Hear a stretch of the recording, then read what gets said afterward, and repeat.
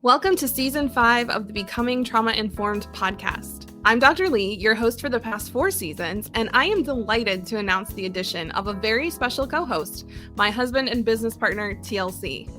To become trauma-informed is to understand how trauma occurs, why it happens, and how to respond in a way that leads to repair and reconnection instead of further pain and harm. One of the biggest causes and effects of trauma is history literally repeating itself. Whether it's toxic patterns passed from parent to child, repetitive wars, political discord, or simply the habits we keep participating in despite our best efforts, patterns are evident everywhere we look. One thing is clear. If our past painful experiences aren't discussed and processed, the harm doesn't just continue to affect us. It seeps into our relationships, our work, and perpetuates damage into our future.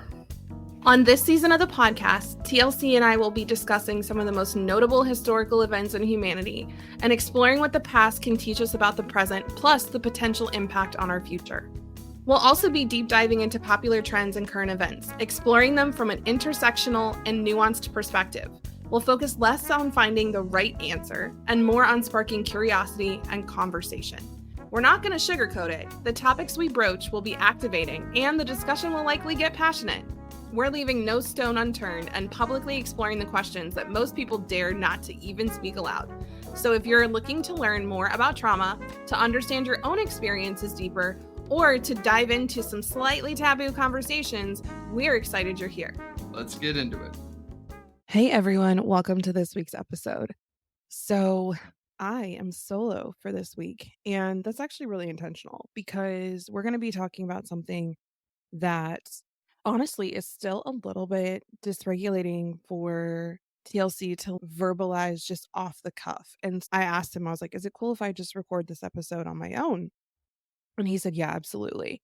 And this is about the 4 main ways that trauma shows up in our work. And in particular, for those of us who are shifting from a more traditional way of working to starting a business of our own or joining someone else's business, there can be so many things that come up for us in terms of our past painful experiences and our current painful experiences in work and around our positive experiences from the past and our fears that maybe those positive experiences won't get extended into our present and into our futures if we start businesses.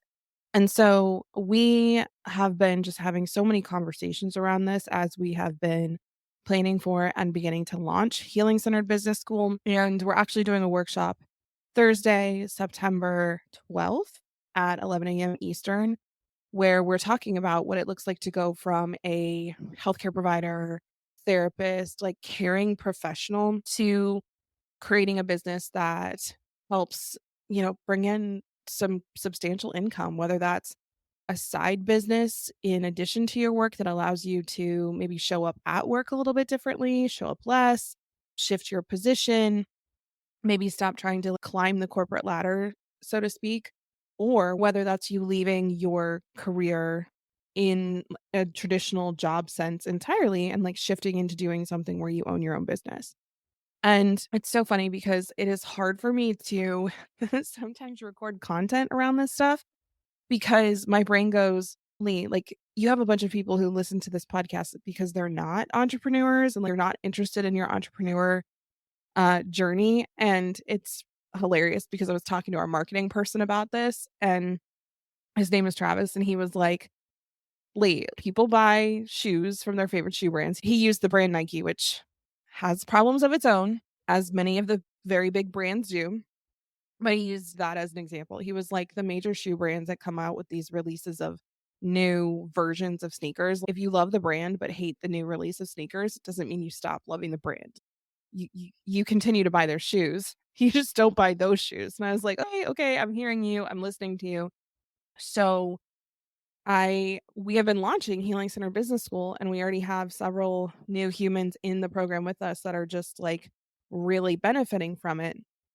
And so it kind of seems silly to me to not talk about this on here, particularly because we are hosting this workshop on Thursday. And I think it would be really beneficial for some of you who have maybe thought about starting a business to supplement your income, or a business that maybe in, a year, 3 years, 5 years, you do completely shift to being your sole source of income or one of the main sources of your income.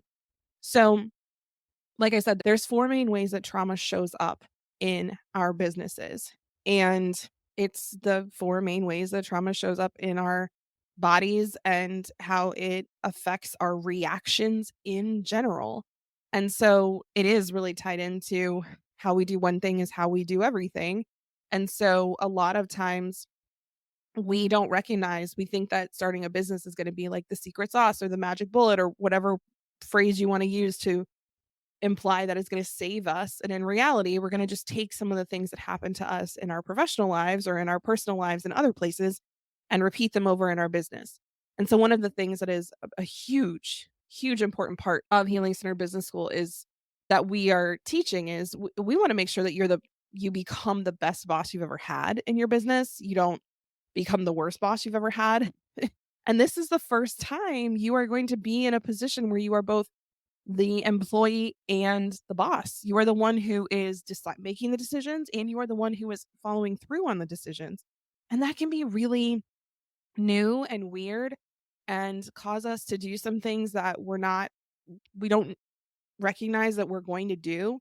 So I want to record this just so y'all can see some of the places that you may bring some stuff into your business. And I will say, this is one of the most popular talks that I give to entrepreneurs. They'll chat with me about this all the time. And I get asked to give this talk a lot in business and networking and entrepreneurial spaces. And if that would be beneficial for you in any of your spaces, please reach out. Happy to do that. And it's something that after people listen to it, they're like, whoa. So I'd love to hear back from you, any of the thoughts that you have. And also, like, if you have some low moments during this in the next 15, 20 minutes, it's cool. That's normal. Please don't make yourself wrong for that. So, the first one that I see is people show up in fight energy. And so they show up in fight energy in their business in one of two ways. Fight energy is one of our very first threat responses, reactions that we have when our body senses threat. And fight energy shows up when we feel like we can overpower or power through whatever the threat is. So some examples of this are those of us who come from professions where we fight cancer, we fight against immorality, or we fight against the other side. There are a lot of professions where we are set up to try to overpower or try to win or try to be the best, overcome, and we're taught to, even if it's not a particular person or against another group of humans, it's against something. And so a lot of us learn to fight against something. And so we can bring that energy into our business. And when things feel easy in our business, or if it feels like there's nothing to fight against, there's not a lot of resistance, we can start getting very dysregulated by that. Because if we are used to constantly like fighting against our boss or fighting against an infection or fighting against something, if we're always trying to win a competition, a battle, or whatever, if there's nothing to really fight against, you might make some stuff up to fight against. You might actually create some artificial resistance that you try to fight against. And this is something that I've experienced a lot after leaving my career as a critical care nurse and a bone marrow transplant nurse practitioner and somebody who literally fought to help people stay alive. I noticed that, and it's something that my husband and several of my business coaches, current and former, have really helped me be aware of and recognize when I don't see it, which is why, again, I think coaching and having a mentor that really gets you is so important. They've been like, Lee, do you see that you're making this harder than it has to be? Lee, do you see that you're coming up with like these things that you're then able to fight against instead of just like relaxing and recognizing that it's all allowed to just kind of be chill? So that's the fight against. The fight for energy is very similar. And a lot of times, again, it's less about resisting this other thing and having it lose. And it's more about us feeling like we've won, like we've done something, like we've accomplished something. And I see this a lot with people who exhibit something that I call toxic productivity syndrome. And this is where we are like always focused on producing. We're always focused on growth and building and scaling and maximizing and innovating. And the organization that I worked at before I started my business, TLC was actually near there recently. And he was like, "Have you seen the monstrosity of the building that they have built?" And I was like, "Yeah, because that is a big part of that institution and that organization's culture is that they're always growing, they're always innovating, they're always striving, they're always trying to do better, bigger, more." And there's nothing necessarily wrong with that from an organizational perspective. And that exhausted me from a personal perspective because I never just got a chance to pause and breathe. It was like the second that you accomplish something, you go, "Oh, that was great." And then you move on to something else. And something I've realized about the business that I built was that when I set it up in a way that I was always fighting for more clients, more money, more growth. And that will do something wonky, especially if you go through years like we have in the pandemic, where there are external factors, there are extenuating circumstances that really shift things. And when we had a year where we went in 2022 and made $350,000 from a revenue perspective, and then in 2023 we made 280 something thousand. You look at both of those years from a just having bringing in cash into your business and being able to support a team of multiple people and support a family of 5 and do all those things. Anyone else looks at that and you're like, you're totally crushing it. And that was also really, really hard for me to regulate around because I wasn't doing what I was quote unquote supposed to do. I wasn't growing in these external metric ways.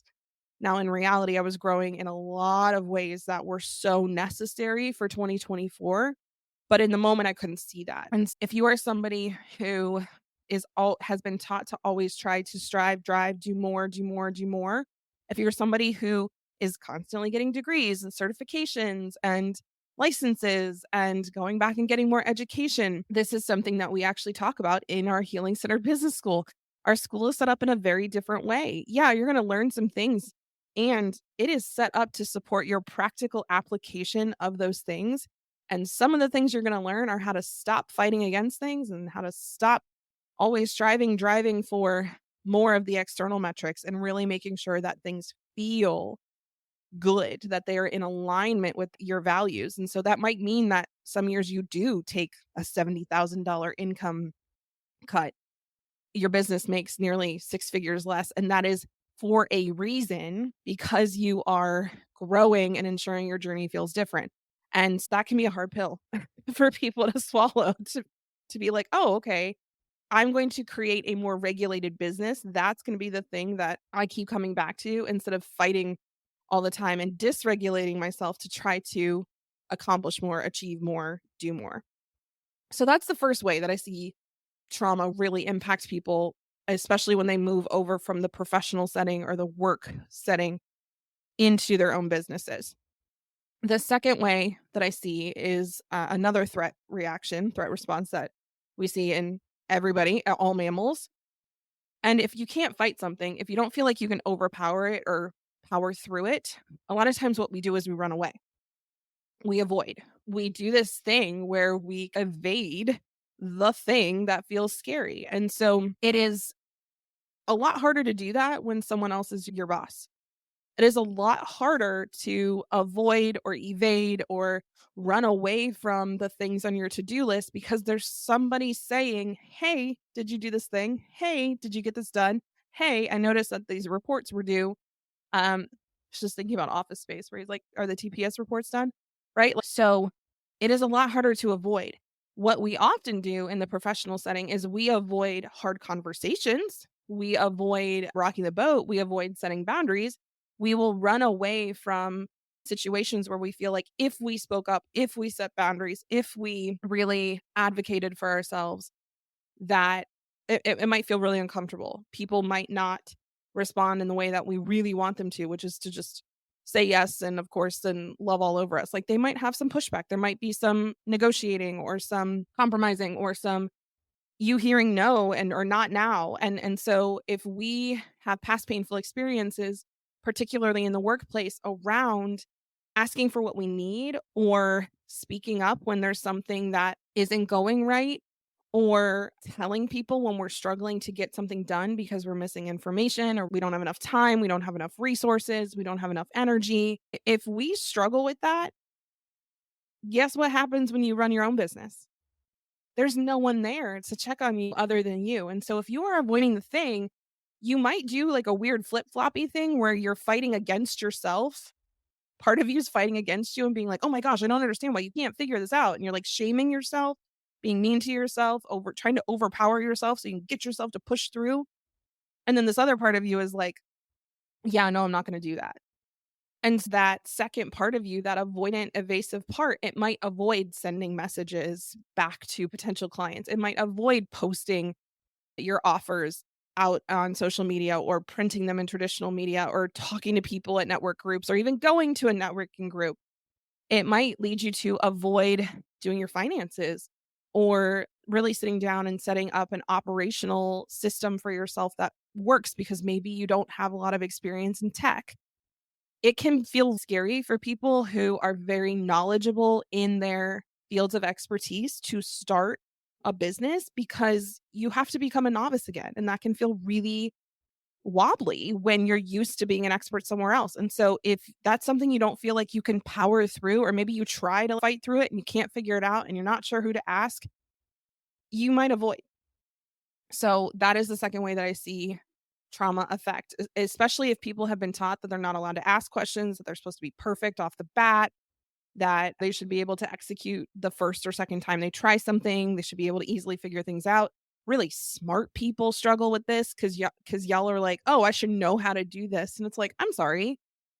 Did anybody ever show you how to create a funnel or how to map out a customer journey or how to file your quarterly income taxes or how to do any of these things? Because if they didn't, why should you know how to do this? Why should you know how to figure it out? So the third one is I will see people show up in a people pleasing mentality in their businesses. And we call that fawn in the trauma space. And so fawning can manifest in two ways as well. So the first way is people pleasing. And people pleasing looks like where we will basically do things to make other people happy. So if you have a lot of past painful experiences that taught you to appease other people, to say yes to them when you want to say no, to say no to them when you want to say yes, to say maybe when you really actually have an answer, just to kind of maybe there's a little flight energy coming in there to avoid the conversation, but you don't want to hurt people's feelings. You don't want to like you just wanna be the nice one. You wanna be the kind one. You wanna be the one that everyone thinks is just such a good person. If you have that experience, if that is how you have learned to navigate hard or uncertain or threatening situations in the workplace, then when you start a business, you're gonna do things with potential clients, with potential collaborators, with yourself, with your coach, with your partner. You're gonna do this with everyone. So maybe you are going to have a business idea and then you're gonna mention it to somebody who is not probably the best person to have a conversation with around a business idea because they always, poo poo everything that you think up. And they're gonna go, that's a stupid idea. Why would you ever do that? And you're gonna go, oh, yeah, you're right. I'm sorry. I'm not doing that.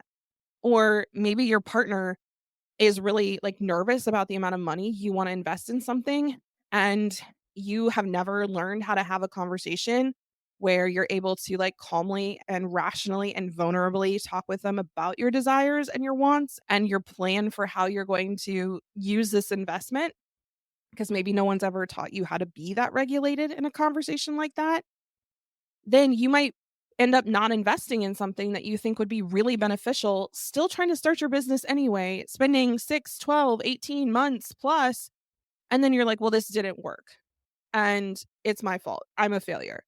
And then your partner's like, you see, we shouldn't have invested in this because it didn't work because," and you're like, "I know." And there's this small voice in the back of your head that's like, "But what would it have looked like if you were supported? What would it have looked like if I actually trusted myself and invested in this thing and gave myself the resources I needed in order to be able to be successful? What would that look like if I actually spoke up for myself and my needs?" So People pleasing, you might drop your prices. This is like when you're in your professional job and your boss asks you to do more work for the same amount of money. Your boss asks you to stay late. They offer you a promotion that has a title change and no compensation change whatsoever. And you're like, oh, that's fine. That's great. You're going to bring that over to the work with your clients. You're going to undercharge. You're going to overwork. You're going to offer discounts. You're going to add in all this stuff. And the main thing I see happen with people who have a people pleasing response in their business is resentment. It's resentment. They are very, very envious because resentment is in the envy family of emotions. They are envious and they wish that they could get their needs met the way that they meet everyone else's needs. And so they become resentful of their clients. They become resentful of their coworkers. They become resentful of their partners. And envy is one of those emotions that turns into like rage. Envy is one of those emotions that gets shoved down and it bubbles up and it bubbles up and it bubbles up and then it bursts out, typically in rage and typically in a I'm not willing to help anybody anymore. It looks very martyresque. It looks very sanctimonious. Like I've done everything for everyone else and no one ever does anything for me. So forget it. I'm out. And then after we have that emotional response, there's this experience of like, "Oh my gosh, I can't believe I just did that, and so I just bothered everybody, I just hurt everybody. So now I need to double down on the people pleasing even more. See, this is it's dangerous for me to have wants, it's dangerous for me to have needs." So I see that come through a lot.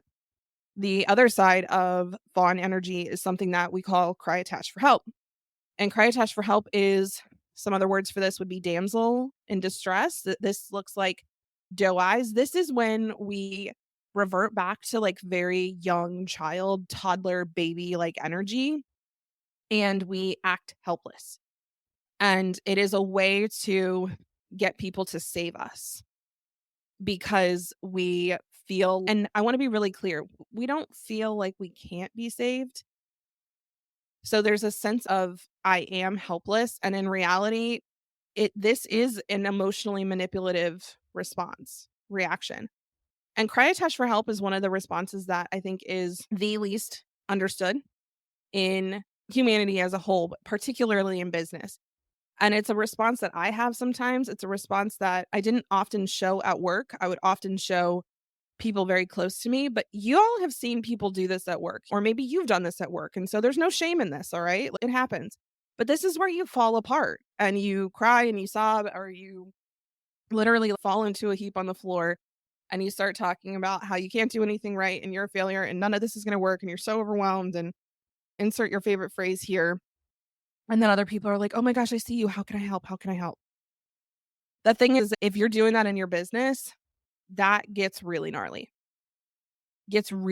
particularly if you do cry attach for help with clients, because you're putting yourself in a childlike state where they have to rescue you. And they're going to do one of two things. They're either going to run like the wind, they're going to bolt because that they're like, oh gosh, this was supposed to be something where you and I were working together. You were supporting me and I'm supporting you. It's not going to go well. Or they're going to step in and save you and rescue you. And guess what? You have just now flipped the dynamic in your relationship with this client. You have now an inverse power dynamic. And not that it's necessarily good for us to have power dynamics in relationships. And in some businesses, we both have power, and the power that we have in the relationship, it's equitable, but it's not the same. We're both empowered in the roles we're in our relationship as client and business owner. And um, it's my client's job to fall apart, right? It's my client's job to have a damsel response and for me to hold them through that. And in some business settings, it's neither person is it acceptable or helpful for the relationship. I hold clients through processing trauma. I hold clients through their really tough moments in business. I hold clients and help them understand their trauma reactions and responses. So like if they don't come out while we're working together, then we can't work on them. So I always let people know, especially in a place like Healing Center Business School, if you show up in damsel energy, I got you. You don't scare me. If you show up in fight energy, we've got you. You don't scare us.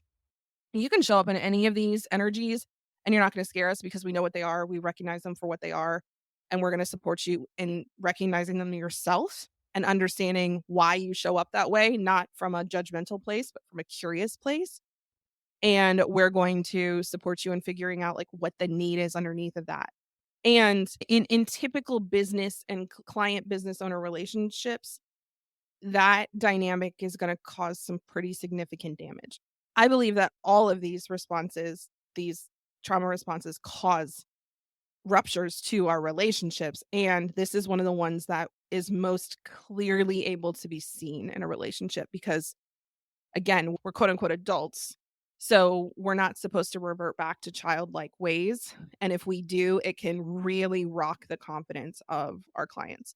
So if you are somebody who exhibits the cry attach for help response, guess what? It's fine. You're normal. There's nothing wrong with you. It just means that there's probably some pretty significant stuff that happened when you were a kid that didn't get processed. And that's why you still show up that way. And that's okay because that can get shifted. And it's something you're going to want to consider as you move into business, knowing, okay, whenever this thing happens, I go into cry attach for help. So I got to be ready for that. I got to have a plan for that. And that can make all the difference. So then the fourth and final response is something that we call fright, fade, faint. So this is when our nervous system goes, okay, I can't fight off this threat. I can't run away from this threat. I can't emotionally trick this threat into seeing me as something it doesn't want to hurt, whether that's as a childlike thing or it's a really nice, kind thing. Like a lot of predators don't want to eat prey that is really nice, right? A lot of us, we don't want to hurt people or go after people who are like, I'm not hurting you. I'm not threatening. I'm fine. We don't want to do that. The fright, fade, faint is what happens when we shift from I must fight this thing off, I must get this threat to go away, to I can't fight this threat off. And so basically, our nervous systems are super smart and they're like, look, if a threat can't be fought off or ran away from or manipulated out of, I'm going to check out. So, fright, we experience tonic immobility. This is where we end up like as deer in the headlights. And a lot of business owners do this when something unexpected happens. A lot of people at work do this when something unexpected happens. They literally get frightened and they freeze. I would see this occasionally in the hospital setting where you would have an emergency occur and somebody would just get like their shoes were glued to the floor and you're like snapping in their face trying to get them to snap out of it. You might have even seen this on TV shows where somebody's like just stuck, and I don't condone this, but they'll come up and kind of smack them or like shake them and then they wake them up out of it. That is fright. That is deer in the headlights. That is tonic immobility. So that is where our body is frozen and our brain is just like ruminating. And so fright is something that actually shows up a lot, a lot. And the low level fright that I see is people getting stuck inside their heads and not moving. So they're at their desk and they're on their computer and they're just scrolling or they're trying to fix this thing and they're in it for 2 hours and they look up and they're like, what just happened? Where am I? What's going on? And it's not happening from this like relaxed flow state where they're really in the vibes and getting the work done. This is like I got stuck in overwhelm and my brain was spinning, my thoughts were racing, and I couldn't figure out what to do next. So it looked like I was fine because I was answering like, "Uh-huh, yeah, okay," in a meeting or at my desk, and in reality like I was spinning out. And so if we that comes over in your business, again, this can be hard because if you're the boss and the worker and you go into fright, like it's you, there's nobody there to notice that you're in it necessarily. And so when you notice that you're in it, you're going to have some ways to pull yourself out of it. And this also goes for the back half of this hypoarousal I can't fight off the threat response, which is the fade and faint piece. This is where our brain goes, hey, this is going to be way too painful. So we're going to check out. We're either going to dissociate and start thinking about other things and not even be mentally present with our bodies in this room, or we're going to pass out. And one of the things I see happen with people who have this reaction is they get really tired. They get really, really tired, really, really sleepy, and it's hard for them to get out of bed. It's hard for them to not take a nap.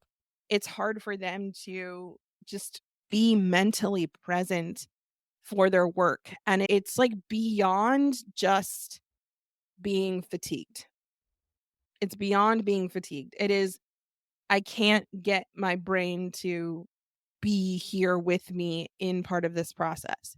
And so this can feel really scary for people when they start their business. Sometimes when they, and particularly when they leave a very stressful job environment, sometimes their body will like slow down a lot and be like, oh my gosh, I've been so tired for so long. And they will sleep a bunch and lose like all their energy and just be really exhausted and have a hard time getting their work done. And when they're used to being in that fight for or fight against mode for so long, they're like, what is wrong with me? What is happening? And one of the things I have to explain to them is part of this is just your body coming back into regulation. And part of what might be happening is you've been in hyper and hypo arousal, like you've been in simultaneously in fight and fright, fade, faint mode this entire time, but the fight mode was winning out. And now that we've taken you out of the place where you experienced fight mode, the fright, fade, faint is all that's left. The hypoarousal is still active. And so your body needs some rest, your body needs some nourishment, your body needs some hydration, your body needs to know that it is safe for you to just stay this slow for at least a little bit. And so this is why if you're like, "Oh yeah, I'm working 80-hour weeks right now, and so if I leave my job and I'm only going to work 20-hour weeks, then this should be totally fine and I'll just be able to make like 8 times what I was making." And I have to tell people, I'm like, "Look, that might happen. You might be good. And we also want to plan for if you really struggle to work for those first couple of months because you are recovering from the trauma and the chronic depletion that you've been in for the last several decades." It's always something that I encourage people to think about. Like I said, it doesn't happen to some people. Some people are like, "Oh, I feel so much better," and they're just good.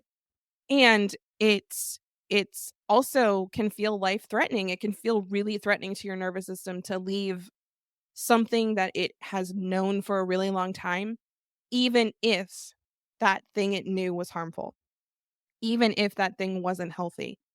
Our nervous systems will keep us in situations sometimes not because they are good for us or healthy for us, but because they are known to us. They are familiar to us. And so we get to recognize that just because we can logically reason that our new business is better for us health wise, holistically, long term, our body still might feel really scared. Our nervous system might feel really scared. And I will just say, like, a part of me doesn't like saying this, and the other part of me is like, and it's true. The vast majority of business programs out there do not talk about any of this. The vast majority of business programs out there will teach you the strategy of business. Some of them will teach you the foundation, some of them will teach you more of the energetic, some of them will do both. Fewer will do both. And I rarely see to the level that I think is necessary for people, any other program other than ours talk about this nervous system piece like this. There might be some out there. I'm not saying that they don't exist. I'm saying that I have not found them. And so if you're someone that like you've been really thinking about starting a business, you've been thinking about shifting out of the full-time working for someone else or thinking about adding in supplemental income, thinking about doing something on your own where you are your own boss and you're like, "Ooh, some of these trauma responses might show up in my current work and so they might show up in my business." Invitation to join us in Healing Centered Business School, invitation to come to the workshop with us on Thursday. If you are listening to this after September 12th, we're going to evergreen the workshop. So don't worry. The link that you see in the show notes below will either take you to the live version or it will take you to the evergreen, the recorded version that you can immediately watch after September 12th. So either way, it's going to be available for you. And Healing Centered Business School is open for enrollment around the clock. Like it's always open for you to join. So you don't have to feel like you are you missed out on anything or you have to rush to get in there. Like, if there's one thing I hope you take away from this, it's that trauma speeds us up and things happen too soon, too fast, or it slows us down and we don't get enough or we don't get it on time. We don't get it in the time frame that we need it. And so we're not we're not going to create any false senses of dysregulation, urgency, scarcity in this program. We are completely unwilling to do that. And I look forward to further episodes of the podcast as TLC steps into the COO role, because I think he's going to be able to share with you some of the ways that this has come up for him. And thank you for vibing with me solo while he's off learning his COO role. And we're going to be back together with one of our team members next week, Brittany Bowman. And that episode is, we don't spill tea, y'all. Like, we don't spill tea. We don't name names. We don't do things like that because I don't think it's helpful. And we're going to be talking about some of the toxicity and some of the shame-based behaviors and some of the dysregulating things that we have all personally experienced from the coaching industry, and sharing some resources for all of you who maybe are thinking about hiring us as teachers or coaches or mentors, or hiring someone else, or maybe you're a coach or a mentor and you're really wondering, am I setting up my clients for success, or am I leading to re-traumatization? Am I dysregulating their nervous systems further? We're going to be talking about a lot of that. That episode will be next week, and we're really excited to bring it to y'all. So head to the show notes, check out the workshop. Just if you're like, I already know I'm in Lee, and you want to read the details on Healing Center Business School, those will be linked below as well. And we're excited to have those of you who choose to join us in there with us. Thank you so much for listening to this episode of our podcast. If you've enjoyed what you just heard and you'd like to dive deeper into trauma and recovery work, come check out Trauma Club, our private membership community. It costs less than a therapy session, feels a lot better than a night out distracting yourself, and is built to be enjoyable for extroverts and introverts alike. You can head to jointraumaclub.com to hop in today and use the code BTIFAN, that's BTI fan, to save 50% off your first month. And if you want to talk to TLC or me directly, we would be stoked to hear from you. You can send us a quick message by heading to the show notes and clicking the Send Us a Text Message button. See you next time.